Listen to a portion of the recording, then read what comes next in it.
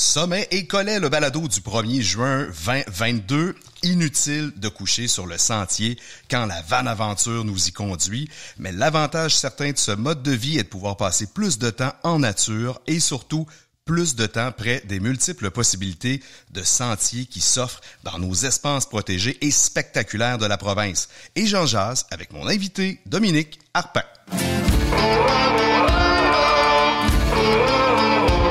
Sommet et Collet est une présentation de la bière Charles-Henri, une gamme de bières adaptée à tous les types de randonneurs, en collaboration avec Québec Aventure Plein Air et les parcs régionaux du Québec, l'autre réseau de parcs.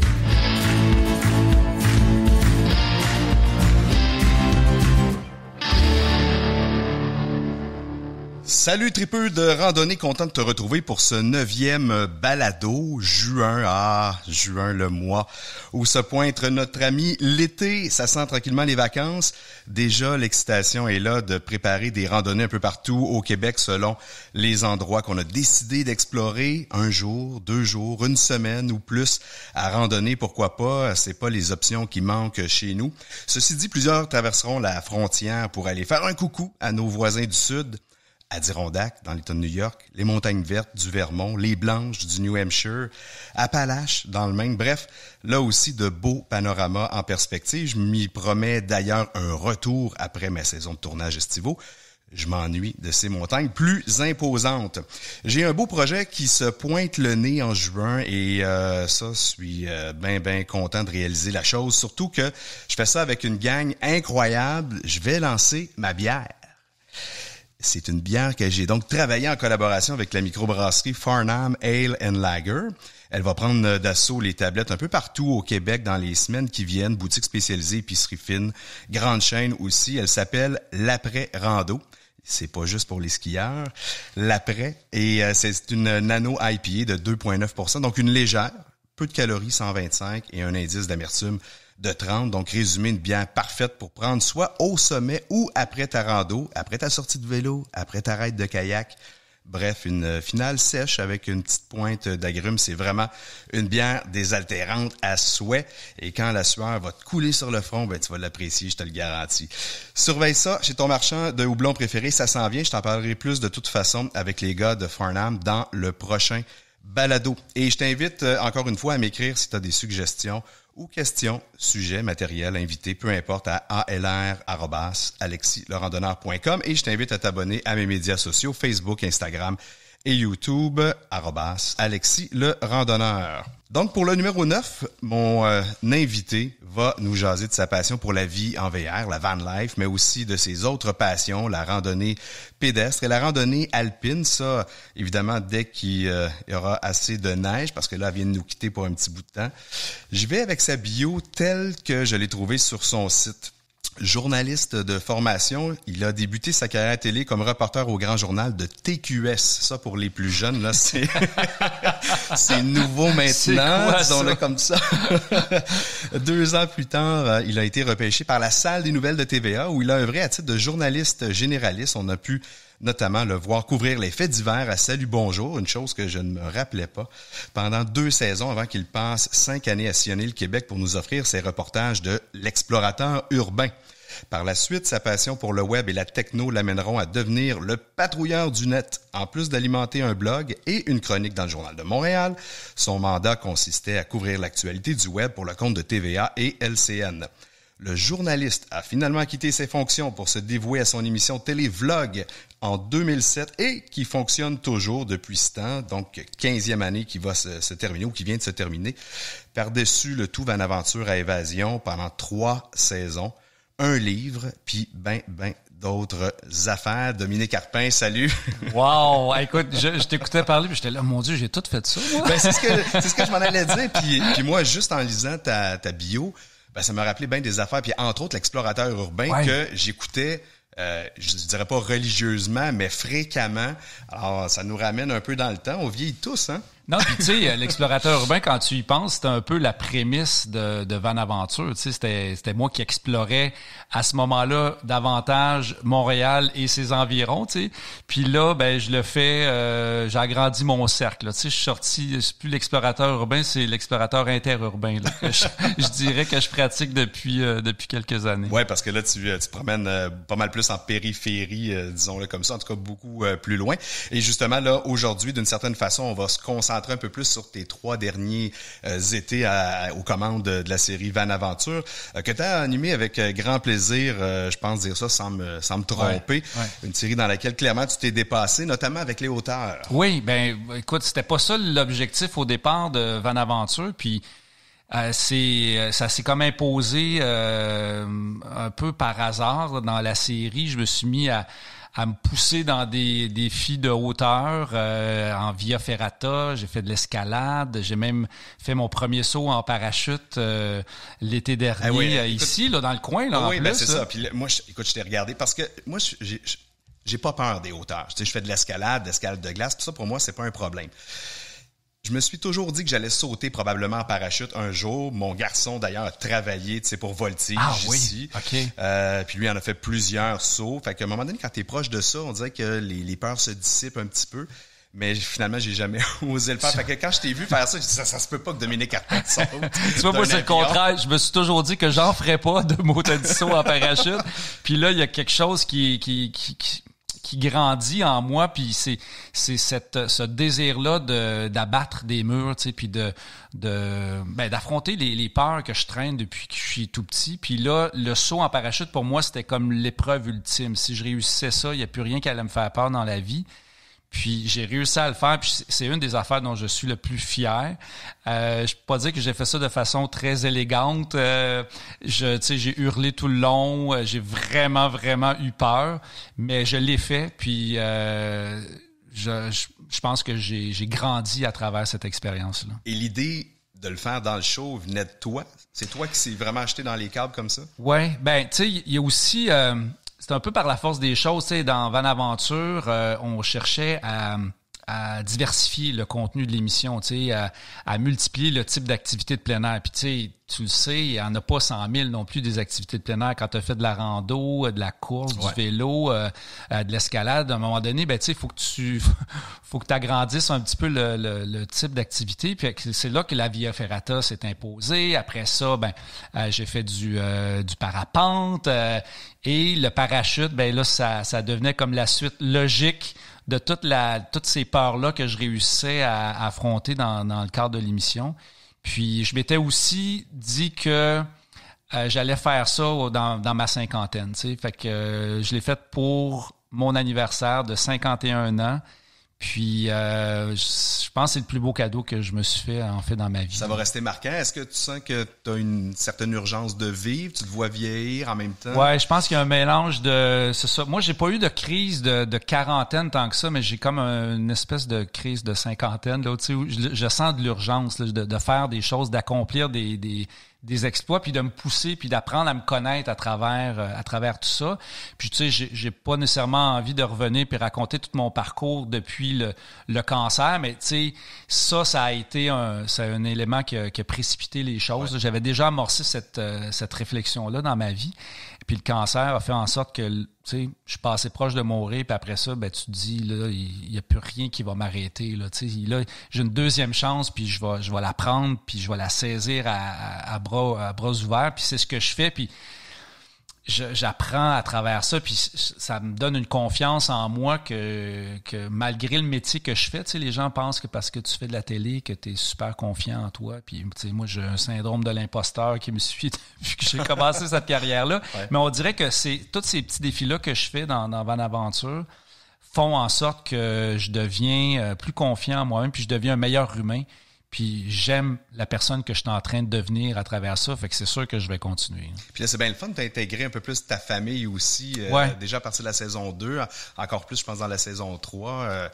Mon fils, tu sais, il y a 19, il y avait 18 dans la saison 2. C'est plus difficile c'est plus difficile de connecter avec mon fils parce que on a des passions vraiment très différentes. Lui, le plein air, ça l'emmerde royalement. Aller s'entasser dans une vanne, tu sais, dans le même espace que son père et sa mère, je veux dire, c'est que c'est un cauchemar pour lui. Tu sais, fait que, tu sais, on l'a un peu traîné de force, mais en même temps, ça a donné des moments agréables, tu sais, puis j'espère en revivre d'autres avec lui comme ça, tu sais, puis avec ma blonde, la même chose, tu sais, on vit ensemble depuis 25 ans, puis c'est le fun dans un couple de se challenger puis de vivre des affaires, tu sais, d'une intensité différente, puis la vanne, je trouve que c'est ça que ça amène, c'est une proximité qui est pas faite pour tous, et tout, puis ma foi du bon Dieu, ça fonctionne bien. Tu sais, on a du plaisir à voyager juste les deux aussi ou avec notre fils Thomas. Ouais, parce que là, tu le fais pour voyager, mais est-ce que tu penses que tu regardes d'en faire un véritable mode de vie, c'est-à-dire vivre Non, puis j'ai un respect immense pour les gens qui vivent dans leur van à temps plein. Pour moi, ça reste une forme d'aventure, une façon de voyager différente. Qui me comble parfaitement. J'aime l'idée de pouvoir me stationner à l'entrée d'un sentier, puis le matin, ouvrir ma porte, puis être là directement sur le spot. Puis proximité. Oui, la proximité, ça. Puis ce que j'aime aussi de la vanne, c'est la liberté que ça apporte dans ma vie. Tu sais, j'ai une vie, moi, qui a longtemps été très compartimentée, puis très régulée, puis là, j'aime l'idée de pouvoir faire un peu ce que je veux, puis décider sur le coup, OK, ben finalement, c'est pas ici que j'ai envie de dormir, c'est plus dans l'autre parc là-bas, remballer les affaires, partir, aller coucher. J'aime cette spontanéité-là que la vanne amène dans ma vie, mais écoute, je serais jamais capable de vivre à temps plein. On dirait que je me sens un petit peu embourgeoisé aussi avec le temps, tu sais, la maison, tu sais, c'est des luxes dont pas j'ai besoin, mais tu sais, qui me confortent. Puis la vanne, en même temps, c'est ça que j'aime, c'est que ça me sort de cette zone de confort-là pendant un certain nombre de semaines. Puis après ça, ben, je peux revenir à mes habitudes. On va reparler un peu de confort parce que là, tu as migré de Montréal vers l'Estrie. C'est un choix à un moment donné que vous avez fait. Puis là, tu es installé maintenant dans ta campagne. On va y revenir à ton terrain de jeu. Mais je voulais te poser d'abord la question que je pose à peu près à tous mes invités. C'est quoi ton rapport avec la randonnée? Parce que c'est relativement récent pour toi, non? Ouais. Ben, c'est drôle parce que, tu sais, ma blonde, si tu parlais à ma blonde, elle dirait à quel point je détestais le plein air et la randonnée. Tu sais, ma blonde, c'était ça qu'elle aimait faire la fin de semaine. Elle allait monter, grimper, faire de la randonnée. Puis je trouvais ça tellement plate, là. Tu sais. Puis je l'accompagnais juste parce qu'on commençait à sortir ensemble. Puis je voulais lui montrer que, bon, je m'intéressais à ce qu'elle faisait. Mais sincèrement, j'aimais pas ça. J'aimais pas l'effort physique. J'aimais pas être dehors tant que ça. J'ai les maringouins. Puis tu sais, j'étais vraiment l'archétype du gars urbain qui est juste bien à marcher sur le plateau. Puis, fait que cet amour-là, c'est venu encore une fois un peu avec l'épisode du cancer où là, j'ai senti un besoin de reconnecter avec qui je suis intérieurement, tu sais, c'est-à-dire le gars qui a grandi sur une terre puis qui a grandi à la campagne. Tu sais, moi, j'ai passé mon enfance à jouer dans le bois, là, tu sais, puis à un moment donné, j'ai comme eu une coupure qui s'est fait quand j'ai déménagé à Montréal. Puis là, je suis devenu le gars urbain puis qui a un peu renié son enfance. Tu sais. Puis là, c'est comme si je retrouvais ce bonheur-là. Puis il y a aussi, ça va avoir l'air stupide, là, les gens vont me juger, mais c'est pas grave. J'ai eu un chien, tu sais, on a acheté un chien on a adopté un chien pour mon fils, tu sais. Puis finalement, c'est devenu mon chien. Puis ce chien-là aime, comme la plupart des chiens, aller jouer dehors, puis courir dans le bois. Puis ce bonheur-là que j'ai de partir avec lui, faire de la randonnée, ça a comme multiplié encore plus mon amour de la randonnée. Puis je me souviens encore du moment où on est parti un matin très, très tôt dans le bois. C'était l'hiver, j'étais en raquette, puis on est parti, puis là, je l'ai détaché de sa laisse, puis écoute, elle est partie en courant dans la neige. Comme elle est devenue folle. Elle est devenue folle, là. Tu sais, quand le moment où tu déclips la laisse, là, et le bonheur que j'ai ressenti à la voir aller, puis être là tout seul, le jour se levait, il y avait personne dans le bois, c'était le silence total. J'ai eu un moment d'émotion intense, et depuis ce jour-là que je pas que je tente, que je recrée ça en allant dans le bois avec mon chien ou avec des amis. Puis c'est là que l'amour de la randonnée... c'est formidable quand même. Oui, est né avec après ça la randonnée alpine et tout le reste, là, mais c'est là que le déclic est survenu. Donc avec le chien. Avec le chien, c'est elle bizarre, qui sortait au départ. Oui! Non, puis encore aujourd'hui, tu sais, là, j'habite à Longueuil, on a une maison aussi à Hartford, mais juste cette heure-là que je prends le matin pour aller marcher avec elle sur la piste cyclable dans le quartier où j'habite, c'est un moment... tu sais, des fois, c'est moi qui l'attends à la porte, c'est pas elle qui l'attend à la porte tellement j'ai hâte à ce moment-là. Là. Hâte de partir. Ouais. Et là, donc, tu le disais, tu es installé pour une portion de ta vie en Estrie. Ouais. Et là, donc, tu as découvert davantage encore la montagne, les sentiers. Tu parlais de raquettes tantôt. Donc, c'est quelque chose que tu pratiques, somme toute, 4 saisons, à peu près. Moi, ma saison préférée, ça reste l'hiver, là, et de loin.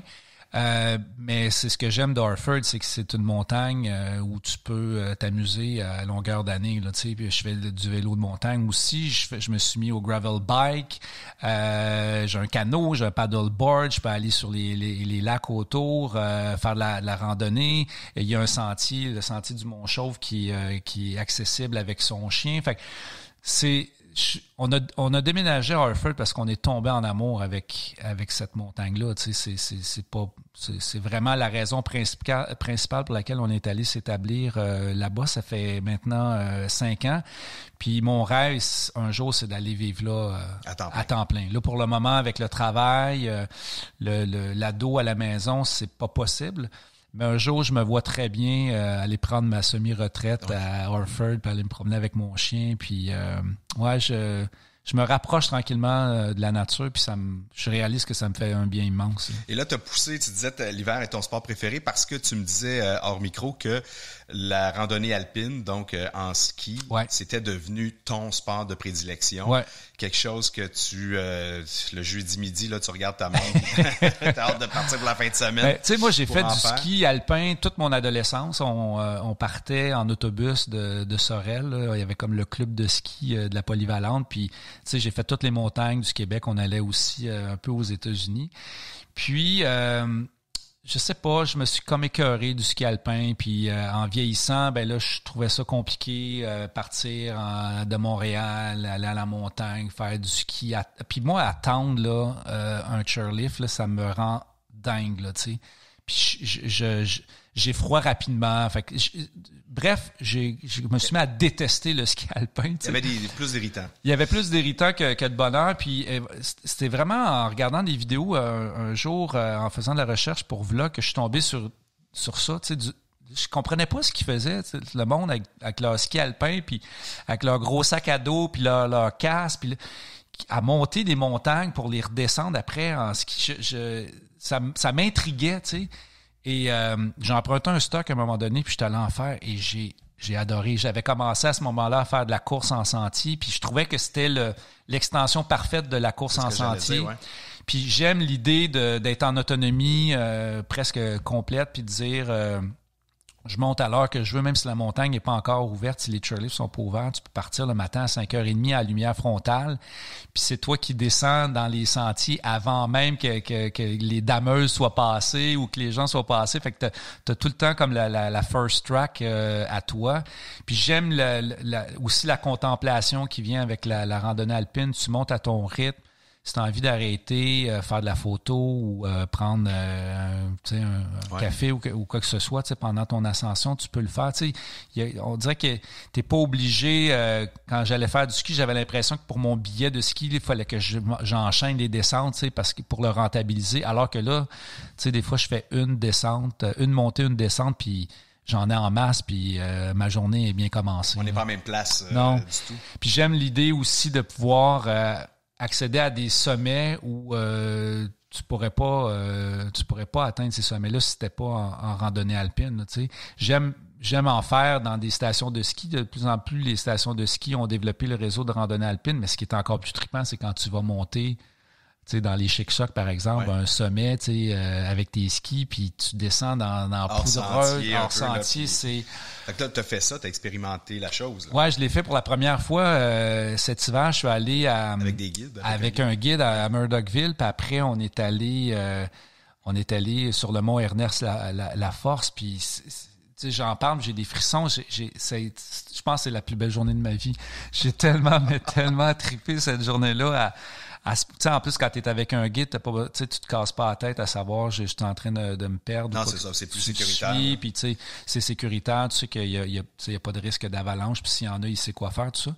Fait que j'ai vraiment envie d'approfondir ces connaissances-là de la rando alpine. J'aimerais ça aller suivre des cours en avalanche, puis éventuellement aller dans l'Ouest canadien, puis aller en Europe faire de la rando alpine, parce que c'est vraiment devenu mon sport préféré. Tu disais que c'était une extension de la course en sentier. Oui. Moi, je le voyais comme une extension de la randonnée pédestre, là, qui est un peu la même chose que la course en sentier, mais peut-être un peu moins rapide.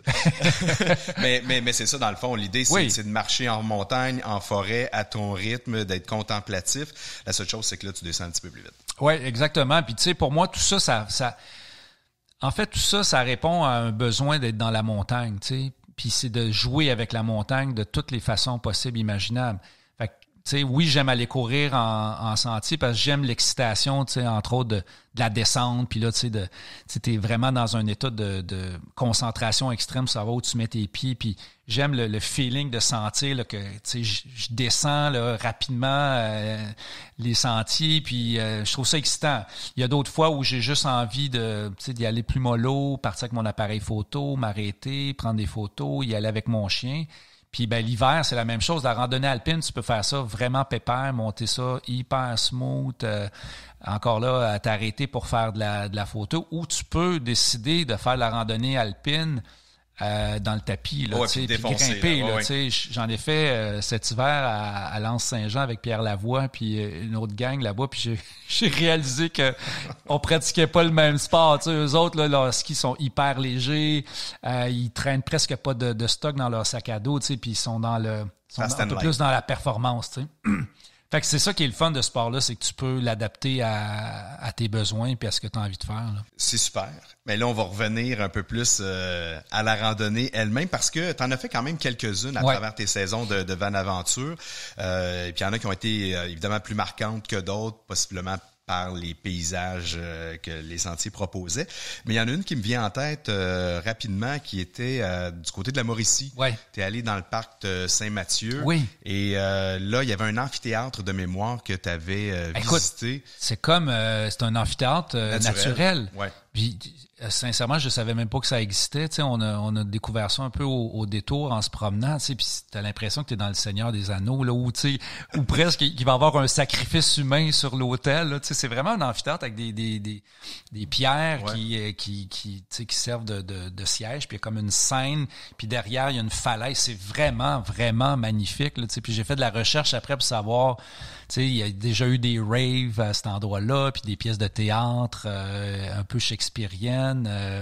Fait que oui, c'est ça, j'ai trouvé ça magnifique. Puis ce que j'aime aussi de cet endroit-là, c'est que les chiens sont admis. Puis ça, quand tu es un propriétaire de chien, faire la randonnée au Québec, c'est un joyeux défi. Là. Tu sais, il n'y en a pas tant que ça.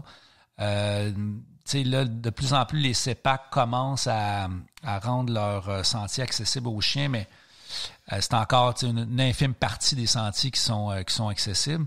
Fait que ça, j'ai trouvé que c'était vraiment un bel endroit pour aller faire une rando avec son chien. Avec son chien. Et puis t'en parles, et moi j'en parle dans mon livre d'ailleurs, de la randonnée avec les chiens. Il y a une certaine planification à avoir aussi, un peu comme le faire avec des enfants. Ouais. Il y a des gens qui sont pour, il y a des gens qui sont contre. Évidemment, toi t'es propriétaire de chiens. Moi, je l'ai déjà été aussi dans le passé. Souvent, on voit encore des problèmes. Là, tu vas me dire, c'est une minorité. Ah non, mais je ne vais même pas dire ça. Mais je comprends tout à fait pourquoi, Alexis, il y a encore des interdictions dans les parcs.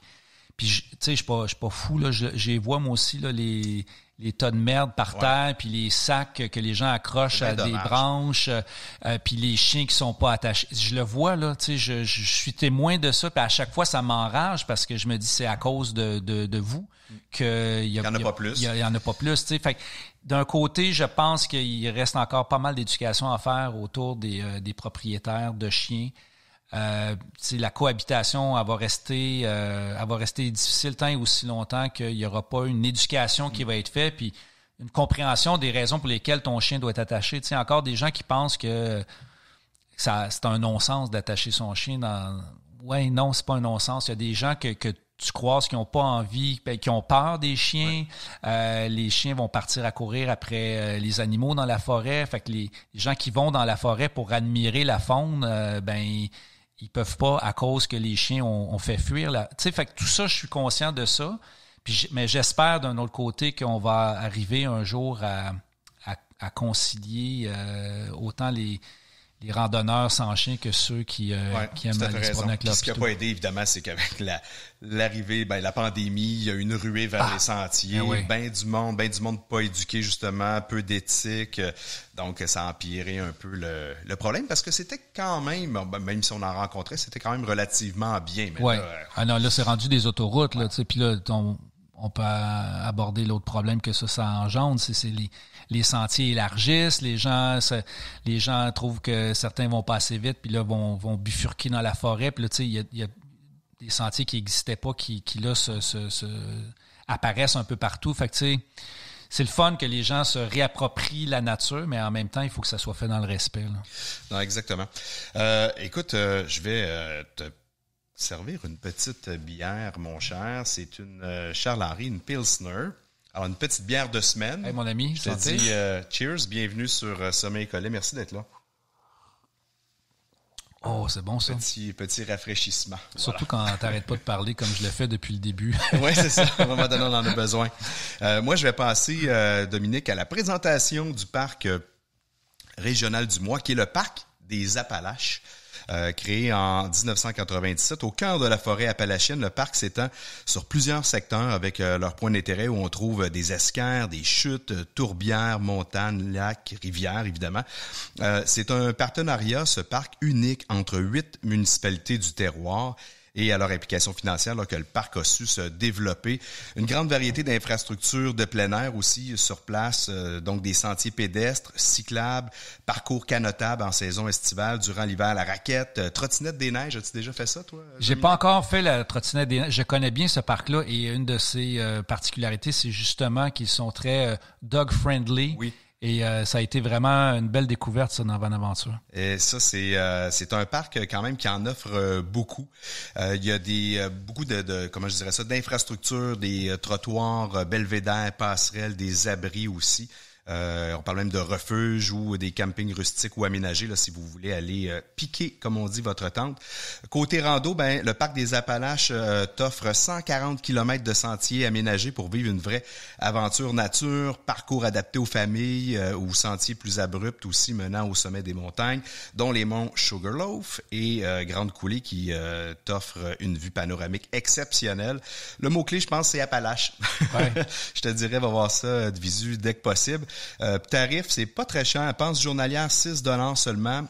Pense pour séjour aussi de 2 à 7 jours consécutifs. Si tu prends l'hébergement sur le territoire, c'est $10.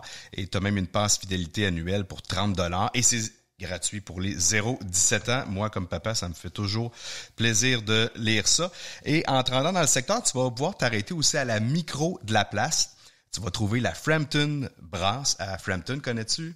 J'ai pas goûté celle-là, non? Là, écoute, il y en a tellement maintenant. Ça, c'est une ferme brassicole où on brasse 18 sortes de bières qui sont embouteillées et distribuées partout au Québec. C'est un bel endroit champêtre. C'est vraiment la bâtisse là, comme une grange. Si tu veux une grande grange, alors ça vaut la peine d'aller sur place faire un petit détour pour pique-niquer, pourquoi pas. Et moi, de l'autre côté de la pub, je parle houblon avec Patrick Martin, qui est copropriétaire de la microbrasserie Le Fermentor. Sommet et Collet vous est présenté grâce à la bière Charles Henry, fièrement brassée dans les sacs à dos partout au Québec.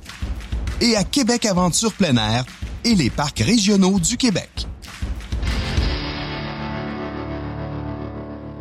Alors, c'est maintenant le moment de notre segment collet, notre segment bière. Et aujourd'hui, pour le balado, je reçois Patrick Martin, qui est propriétaire associé avec la microbrasserie Le Fermentor, qui est située à l'Assomption. Salut Patrick.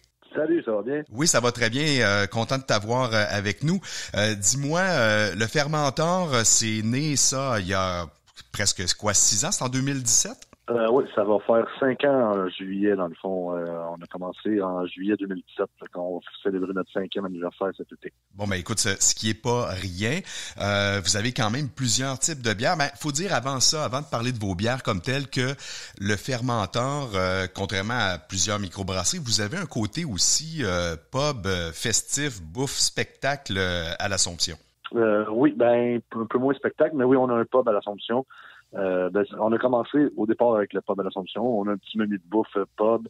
On fait quelques fois des spectacles, mais c'est plus des shows d'humour ou chansonniers, tu sais. OK. Sinon, ouais, on fait même des événements party là, quand c'est possible. Puis comment s'est démarré ça, Patrick? La micro, c'est un coup de tête? Comment ça s'est passé au départ?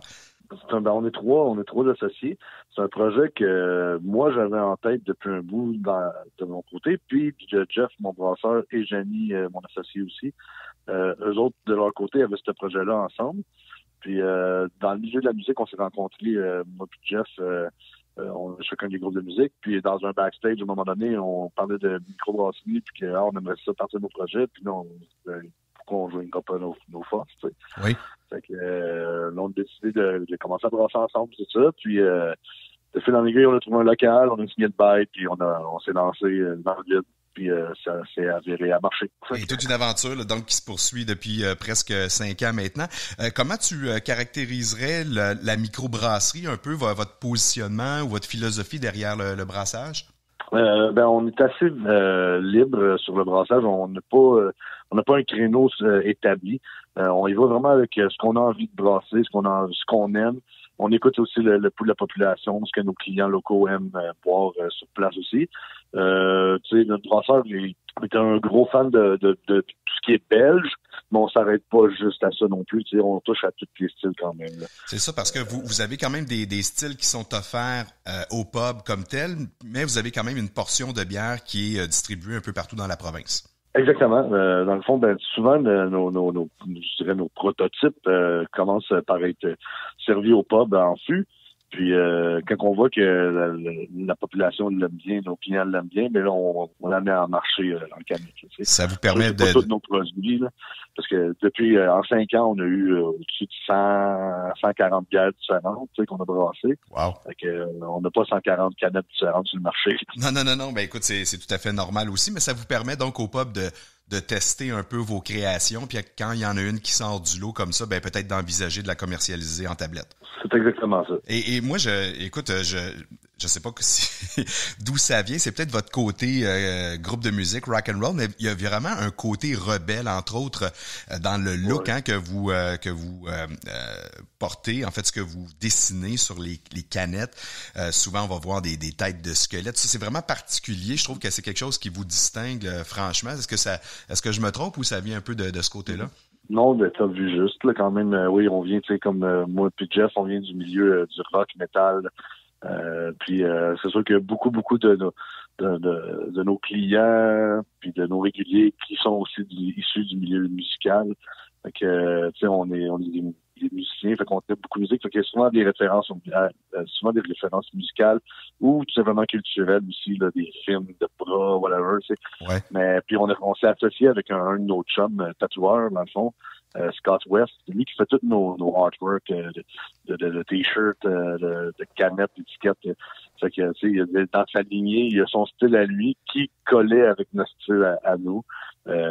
Tous les têtes de mort et le côté un peu plus rock de la chose. Oui, mais rien d'épeurant, là, c'est quand même, je trouve que ça demeure, somme toute, sympathique puis accessible, mais t'as raison, j'allais presque le dire que ça avait un côté tatou, et donc ça vient de là.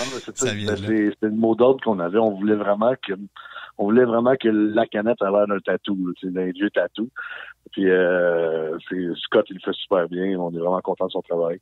Et c'est vrai que ça fait différent un peu de ce qui est sur le marché, fait qu'on est bien content. Non, exactement. Ça vous permet de vous distinguer un peu. Écoute, il nous reste à peu près à peine 1 minute. Si tu me parlais, est-ce que vous avez des nouveautés ou des trucs qui se brassent actuellement un peu plus estival avec le beau temps qui arrive? Oui, ben là, récemment, on vient de sortir notre sûre au fruit de la passion. Elle a été livrée la semaine passée sur le marché, la Fruity Mercury. Une bonne bière d'été. Sinon, on prépare une série pour l'été de Milkshake Sour qui va s'appeler la série Grosse Molle. Un peu comme la crème glacée. Fait que il va y avoir plusieurs saveurs différentes. Ça va être comme le même artwork de canette, mais avec des couleurs et des saveurs différentes. Milkshake sour, c'est quand même pas banal. Non, exact. Milkshake sour, il va y avoir camerise, il va y avoir framboise, il va y avoir manganana. Il va y en avoir une couple, un peu comme si c'était à la crèmerie. Et donc ça s'en vient sur les tablettes. Là. Ça, on va pouvoir les trouver en boutique spécialisée ou en épicerie. Exactement. Ça risque de sortir en juin, mi-fin juin. Bon, ben génial. On a hâte de goûter à ça. En tout cas, moi, j'ai hâte de goûter à ça. C'est déjà tout le temps qu'on a pour ce segment-là. Collet, Patrick, je voulais vraiment te remercier d'avoir été avec nous, vraiment. Ben, ça fait plaisir. Merci à toi. Merci et à bientôt. Que c'est le fun de jaser bière. Toi, Dominique, es-tu un amateur de bière de microbrassion? On te voyait régulièrement. De plus en plus. Puis tu vois, ça, c'est grâce à Bonaventure. Parce que, pas que j'étais plus un gars de vin, je vais dire ça comme ça. Puis là, à Bonaventure, c'est le réalisateur qui, lui, est un tripeux de IPA, entre autres choses, puis de microbrasserie québécoise. Puis on s'était donné comme objectif dans l'émission de souvent terminer l'émission avec un petit rassemblement autour d'un feu, un souper, tout ça. Puis à chaque fois, quand on arrivait dans une région, on allait dans les dépanneurs, puis on allait vraiment dévaliser le dépanneur, puis on achetait toutes les bières de microbrasserie pour les montrer un petit peu aussi à l'écran. Puis c'est là que j'ai développé mon goût pour la bière IPA. Écoute, j'ai encore plein d'affaires à apprendre, mais j'aime de plus en plus ça. Puis je trouve que l'offre est tellement abondante. Je trouve que les canettes sont belles. C'est niaiseux, là, mais j'aime les noms des canettes, j'aime les histoires qu'il y a sur les étiquettes, puis j'aime ces bières-là là, vraiment de plus en plus. Fait que je bois presque plus de vin maintenant. Puis là, j'ai découvert les bières sans alcool parce qu'avec l'entraînement aussi, là, faut faire attention un petit peu à la consommation. Puis il commence à avoir des de bonnes bières sans alcool brassées ici au Québec. Ah, absolument, il y a eu un progrès fabuleux là-dessus.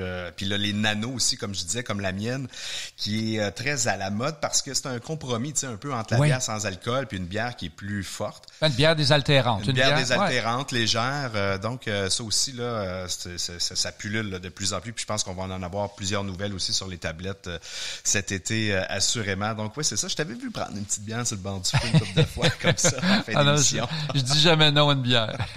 Et là, justement, comme la bière peut nous permettre de faire des tournées à travers le Québec, hein, il y a des parcours brassicoles, un peu comme la tournée des vignobles. Maintenant, on peut faire des parcours de bière de microbrasserie où on va les visiter. On peut aller partout en région, trouver un sentier et une microbrasserie. Oui, il n'y a pas un livre qui a été publié, d'ailleurs, là-dessus. Oui, Bianca, d'ailleurs, qui a été ma première invitée lors du premier balado bière rando au Québec, absolument. Donc, il y a une foule de possibilités. Et te rappelles-tu ce que tu avais bu en Gaspésie, Mont-Albert, dans ce coin-là? En Gaspésie, probablement de la Ovale, là. Je veux dire, c'est la microbrasserie. Ça, ou sinon, comment elle s'appelle donc, celle avec le marin? La Pite Caribou. La Pite Caribou aussi, là, qui est très populaire. Mais je sais que quand on est allé la première fois à Murdochville, là, tout le monde nous disait, OK, ça faut absolument que vous mettiez la main sur une Ovale. C'est presque un objet de collection là-bas. Tu as le droit à 2 par client, puis les gens font attendre en file quasiment à l'extérieur des dépanneurs pour être sûr d'en prendre. Fait que, c'est ça que j'ai bu lors de mon passage en Gaspésie. Et en Gaspésie, tu étais avec mon ami Éric, qui est photographe naturaliste. Donc, tu as parcouru le mont Albert. Éric Deschamps. Ouais. Ah, écoute, ça a été... Si on me sur demande, la piste des caribous, là. Oui, si on me demande ça a été quoi le tournage le plus trippant de Bonaventure, ça se classe dans mon top 3, c'est sûr et certain. Parce que, Éric Deschamps, j'ai une admiration sans fin pour ce gars-là. Je trouve que ses photos sont aussi belle que poétique. J'aime l'humain aussi, là, ce gars-là est tellement attachant. Puis là, j'aime le contexte dans lequel on a tourné. Tu sais, on s'était donné rendez-vous à 2h le matin au pied du Mont Albert. Moi, j'avais jamais monté cette montagne-là en plus. Fait qu'on a monté toute la montagne à la frontale, lever du jour, sans savoir si on allait voir des caribous. Au sommet, l'idée, c'était ça. Et là, quand on est arrivé au sommet, la surprise de voir, il y avait 5 caribous qui nous attendaient. Là. C'était comme si il y a quelqu'un quelque part qui leur avait dit « Q, OK, ils viennent d'arriver, il faut que vous installiez. » Le moment que j'ai passé avec Éric à les photographier, en plus, on a même été témoin de l'arrivée d'un bébé caribou, ce qui est super rare en Gaspésie. Tu sais, même Éric, Éric est super sensible, là, il est venu les yeux pleins d'eau. Vraiment, ça a été un moment que je vais chérir pour le reste de mes jours. Tu avais tourné ça quoi en juillet? On avait tourné ça, écoute, on revenait d'Anticosti, fait que ça devrait, je pense que c'était quelque part à la mi-juillet. C'était le premier tournage qu'on faisait là, de notre périple en Gaspésie cet été-là. Puis ça a vraiment commencé fort. Là. Donc, tu as fait la portion qui est le 11,4 km là, de mémoire, aller-retour pour aller faire le sommet. Exact. Et là, tu t'es promené, on le voit dans l'émission, sur le trottoir qui traverse la végétation qui est très fragile à cet endroit-là. D'ailleurs, on n'a pas accès au vrai sommet du Mont Albert parce qu'à cette portion-là, on n'est pas encore au sommet. Et là, vous avez exploré le coin. Est-ce qu'il y avait des plaques de neige, te rappelles-tu? Parce que ça arrive à l'occasion, même à la mi-juillet. On m'avait dit que ça se pouvait qu'il fasse très froid, puis de s'habiller en conséquence. Mais non, il n'y avait pas de plaques de neige. Puis moi, c'est le côté lunaire de ce paysage-là qui m'a surpris. J'avais pas eu le temps de me documenter beaucoup avant de le faire, puis j'ai été surpris par le paysage. Je m'attendais pas. T'as comme l'impression que t'es sur une autre planète quand tu arrives au sommet du Mont Albert. Puis là, ben tu sais, la réalité de la télé fait en sorte qu'on est resté peut-être 1 heure à photographier les caribous, puis on a dû redescendre, mais c'est tout le temps ça qui est un peu frustrant quand tu fais de la télé, tu le sais, c'est que tu sais, il y a une partie qui est mise en scène, puis ça fait en sorte que souvent tu n'as pas le temps de profiter pleinement du moment. Fait que je me suis juré que j'allais y retourner un jour, puis j'allais poursuivre aussi l'exploration, parce que nous, on est arrivé sur le plateau, puis après ça, il a fallu qu'on rebrousse chemin, puis qu'on redescende. Là. Tu peux faire la boucle, redescendre de l'autre côté, compléter la boucle, puis il y a un paquet d'autres sommets dans le parc national là, puis dans la réserve des Chic-Chocs, là, juste à côté à explorer. Sinon, en dehors de ce paysage lunaire-là, sur place comme tel, tu as eu l'occasion quand même de regarder au loin. J'imagine que tu as eu l'occasion de voir les montagnes qui t'entouraient. Est-ce que tu as je dirais pas un rituel, mais est-ce que tu as l'habitude par toi-même, quand tu arrives au sommet, de vraiment d'observer, de t'arrêter, de t'asseoir, de prendre un moment, disons, en dehors de la télé même, là?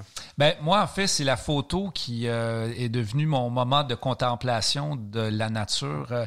Je me suis mis en fait, j'ai étudié en photo, puis j'ai comme délaissé ça pendant vraiment plusieurs années. Puis là, je me suis remis à en faire de manière un peu plus sérieuse. Et les sommets ou les randos que je fais, ben la photo me sert souvent à me connecter avec la nature. On dirait que ça m'oblige à garder les yeux vraiment ouverts, puis à voir aussi ce que le paysage a à m'offrir. Tu sais, puis là, je suis rendu que je pense en cadrage. OK, ça ferait une bonne verticale. Celle-là, OK, celle-là, elle serait bonne à l'horizontale.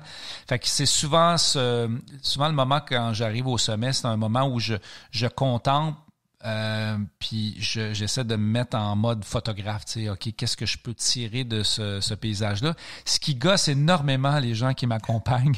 Ma blonde n'est plus capable de faire de rando avec moi parce que à chaque fois, tu sais, j'essaie de l'intégrer dans mes photos, puis là, tu sais, c'est tellement tout m'émerveille. Fait que je suis tout le temps en train de vouloir sortir l'appareil, faire des photos. C'est un peu gossant. Quand tu suis un photographe là en randonnée, des fois, ça peut être lassant un petit peu. Est-ce que tu apportes beaucoup de matériel, justement, ou tu as à peu près toujours, j'imagine, 1 ou 2 lentilles? Ouais. Ben là, ça dépend. Là, maintenant, je me suis acheté une longue focale, justement, pour Éric. Ouais. J'avais loué une longue focale parce que je savais qu'au sommet, si on voulait photographier les caribous, ça allait pas se faire avec une 35 mm. Fait que j'avais amené une 100-400.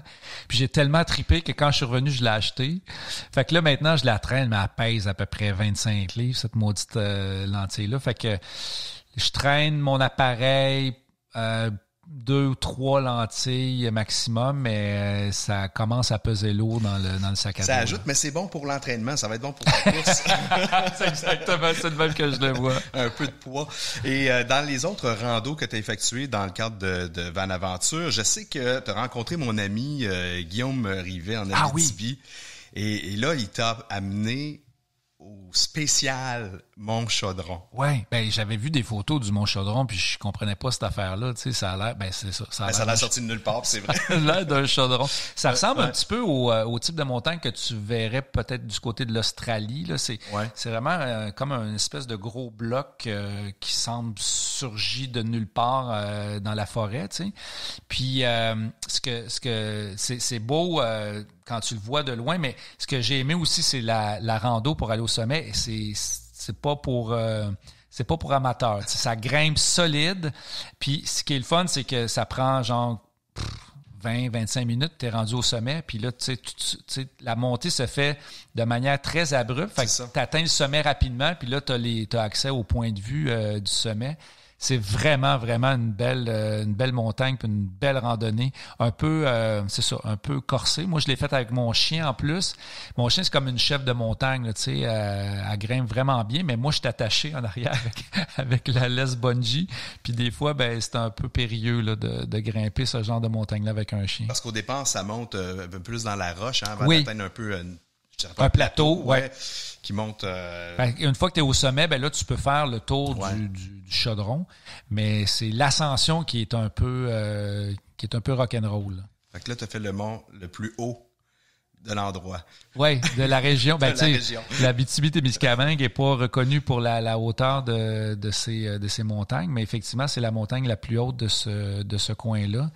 Puis, tu sais, en plus, avec Guillaume, c'était le guide parfait. Là, on a vraiment un vrai homme des bois, là, tu sais, puis très passionné, puis passionnant à écouter, puis il connaît l'histoire de la région, puis il est capable on a fait du canot aussi ensemble, il est capable de te dire...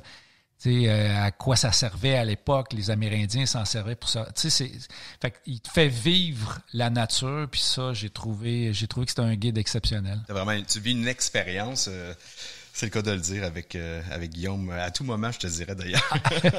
Nous, on a passé une journée avec, puis j'ai comme compris que il y en avait beaucoup plus à aller chercher dans ce gars-là. Absolument.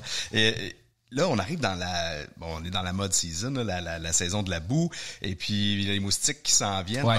Ça c'est une de mes questions, parce que moi je l'ai vécu en tournage, puis souvent ça peut être atroce. Tu sais combien de temps on peut passer en tournage en pleine nature. As-tu à combattre, disons-le comme ça, les moustiques? Oui, ben moi en fait les moustiques dehors, je vis quand même bien avec ça, puis j'ai appris avec le temps, tu sais, à m'équiper convenablement. Tu sais, j'ai apporter des manteaux manches longues, souvent même j'ai des gants ou une casquette avec un filet. Mais là où je deviens complètement intolérant puis que ça me fait péter un câble, c'est justement dans la vanne. Quand les maringouins rentrent dans la vanne, ça devient un calvaire parce que c'est là que tu vis, c'est là que tu vas dormir, puis là, il y en a plein, tu sais.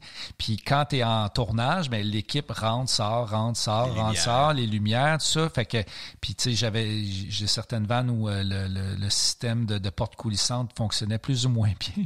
Fait que tu sais, ça m'est arrivé, là, Alexis, un soir, là, je vais m'en souvenir toute ma vie. Je rentre, je suis brûlé, mort, là, tu sais, puis là, c'est l'heure d'aller me coucher, tu sais, puis les lumières sont fermées dans la vanne, puis j'ouvre, et là, il y en a des centaines, c'est épouvantable, puis là, il faut que je dorme parce que je suis vraiment fatigué. Puis là, tu peux pas y aller, là. Tu peux pas, tu sais, puis... Tu t'en débarrasses. Là, j'ai appris avec l'expérience, je me suis acheté une raquette, tu sais, une zappeuse, là, électrique, là. Fait que là, ce que je fais, c'est que je rentre, je ferme les portes, puis là, pendant 15-20 minutes, je les zappe une après l'autre, tu sais, puis là, ça sent le cochon grillé dans la vanne, mais c'est le prix à payer pour être capable de dormir. Fait que ouais, c'est une réalité. Quand tu fais de la vanne au Québec, il faut que tu apprennes à vivre avec les insectes. J'étais allé à Baie James, puis c'est pas juste les maringouins, là, c'est les brûlots, les mouches noires, les frappes à bord. Fait que là, tu y goûtes. Là, tu as la panoplie d'insectes fatigants qui te tournent autour de la tête. Tu es en train de me dire que tu as un bon revers, là, probablement. Vraiment, j'ai développé mon smash. Là. Ton smash. C'est assez redoutable. Donc, belle aventure là en Abitibi. Évidemment, on les fera et on n'en parlera pas ce soir, en tout cas, de toutes tes aventures comme telles. Mais il y en a une qui a été marquante de la dernière saison puis que j'ai trouvé vraiment incroyable au niveau des images. Puis encore une fois, tu sais, t'entends parler de cet endroit-là, tu te dis quand est-ce que je vais aller là, ça prend une occasion. En tout cas, il faut vraiment vouloir y aller parce que c'est quand même pas si simple que ça. C'est Anticosti. Ah oui, Anticosti. Anticosti, la lumière, là-bas, les images que vous avez rapportées, la chute, évidemment. Ouais, la chute Vauréal. La rando pour vous rendre sur place. Hey, parce que là, tu es dans le canyon de Vauréal, puis c'est une marche d'à peu près 1 heure pour te rendre jusqu'à la chute Vauréal. Puis sincèrement, j'avais encore une fois l'impression de ne pas être au Québec. Là tu es dans le Grand Canyon. Là. C'est vraiment le même type de roche. Puis là, tu marches sur des galets pendant, pendant 1 heure. Puis il faut que tu traverses des petits ruisseaux, puis la rivière à un certain moment donné pour te rendre. Puis quand tu arrives à la chute Vauréal, c'est un spectacle exceptionnel. C'est d'une beauté incroyable. Tu peux même te baigner en bas de la chute, là, dans le bassin créé par la chute, ce qu'on a fait. L'eau doit pas être chaude, par exemple. L'eau est quand même assez froide, mais tu sais, tu peux pas aller à Anticosti, te taper cette randonnée-là, puis ne pas aller au moins te saucer un peu. Mais tu sais, toute l'île d'Anticosti, pour moi, ça a été une découverte magnifique. Comme toi, j'avais lu là-dessus, mais je savais pas trop à quoi m'attendre. Tu sais, tu vois des photos, des vidéos, tout ça, mais il n'y a rien qui te prépare à Anticosti. Je me souviens que ma conclusion dans l'émission, c'était de dire que c'était comme si j'avais découvert le parc Jurassique. Là. Puis les chevreuils partout. Ouais.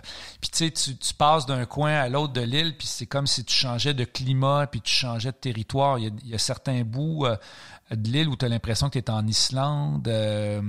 C'est une succession de dépaysements Anticosti. C'est dur y aller. Il n'y a pas les infrastructures non plus pour accueillir des tonnes de personnes. Nous, on est allé en van, ce que peu de gens font parce que c'est pas nécessairement... Qu'est-ce que les gens font en général? Les gens, ils vont surtout soit pour la chasse et la pêche. Sinon, il y a la CEPAC qui offre de l'hébergement sur place. Les gens, ils vont la plupart en avion. Okay. On va passer la semaine là-bas. On peut louer un véhicule pour se promener sur l'île. Puis sinon, nous, on est allé, on a fait transporter la vanne sur un cargo. Impressionnant, ça. Hein? Ça a été... Qui est vraiment littéralement levé dans les airs par une grue déposée. Ah oui, dans un container, puis transporté là-bas. Puis tu sais, on nous avait bien prévenu que les routes sont très, très difficiles. C'est de la roche, puis il y a beaucoup, beaucoup de crevaisons à Anticosti. Donc, on avait des pneus spéciaux qu'on avait mis sur la vanne que pour ce périple-là.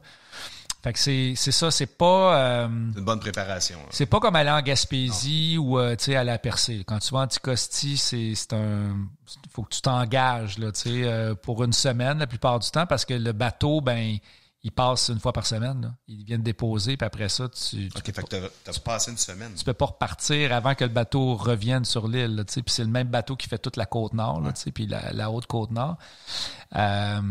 Fait que c'est pas évident d'y aller. Je sais aussi que ça peut coûter quand même assez cher pour aller passer 1 semaine là-bas.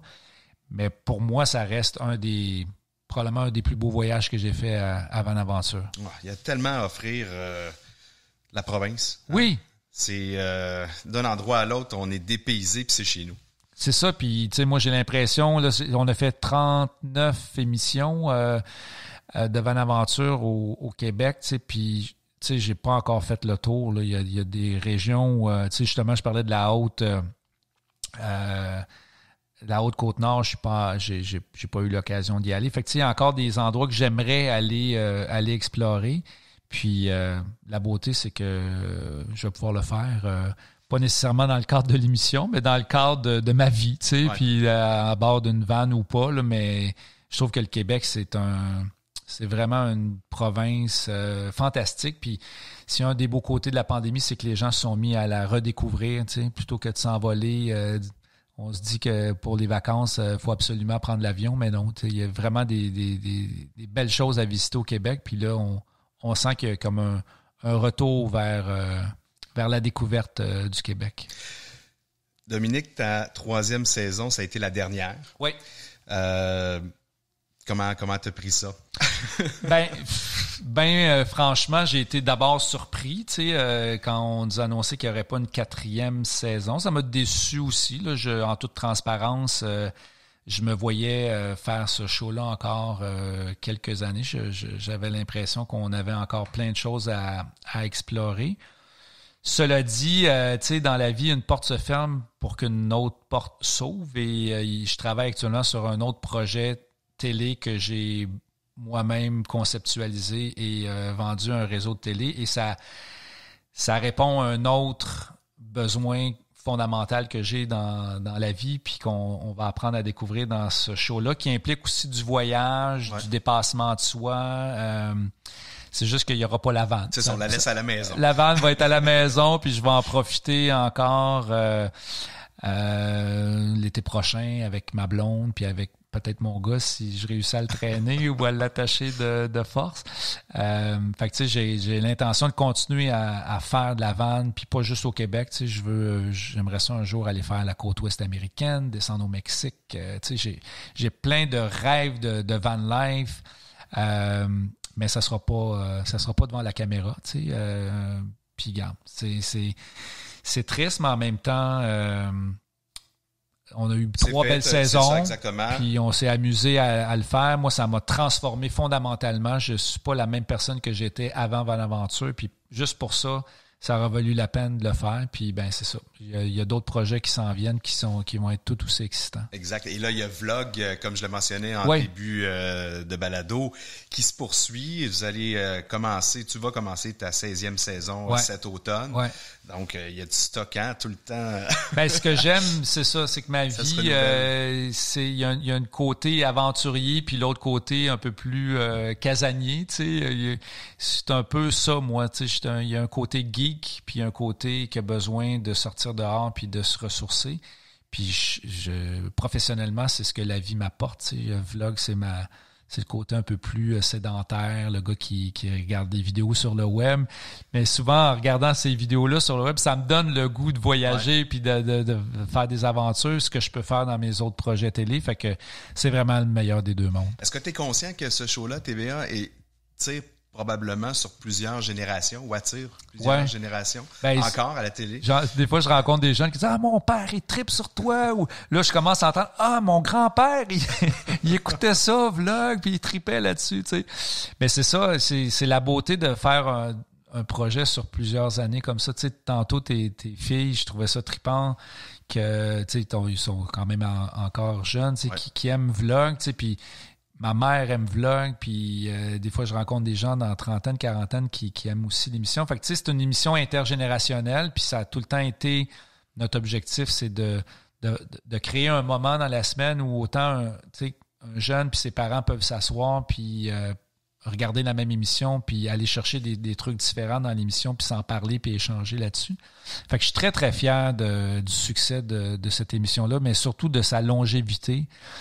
Parce que je sais, quand on a commencé le show, il n'y a pas grand monde qui croyait en l'avenir de cette émission-là, puis on les a fait mentir, puis ça, c'est une belle... une douce vengeance. C'est un beau succès. Je vais juste terminer, avant la conclusion, te parler de ton livre. Oui. Qui a été, somme toute, un beau succès. Oui.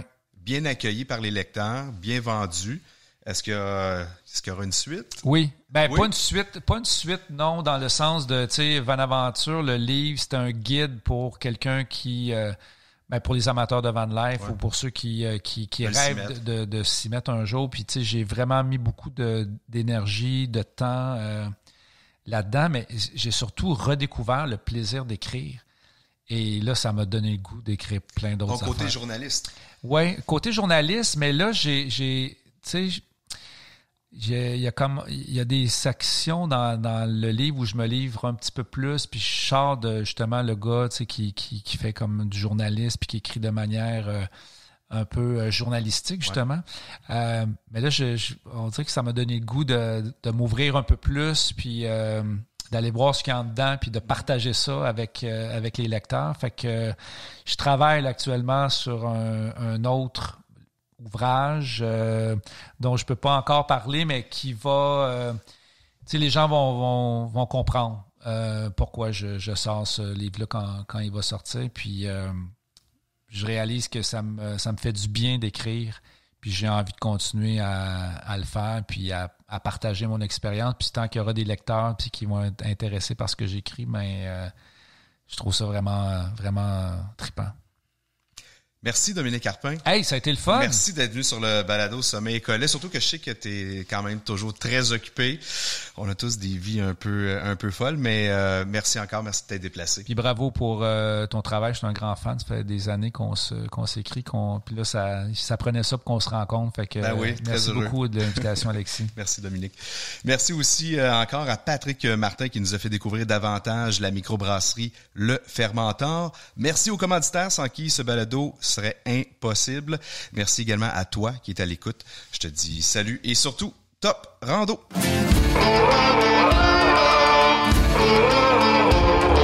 Sommet et Collet vous a été fièrement présenté grâce à la bière Charles Henry. Sa blonde, blanche et ambrée offre différents parfums et arômes qui sauront plaire à tous. Une légèreté avec du corps, facile à boire, surtout après votre rando. Et à Québec Aventure plein air et les parcs régionaux du Québec. Pour découvrir une nature surprenante et explorer les activités de plein air, consulte aventurequebec.ca.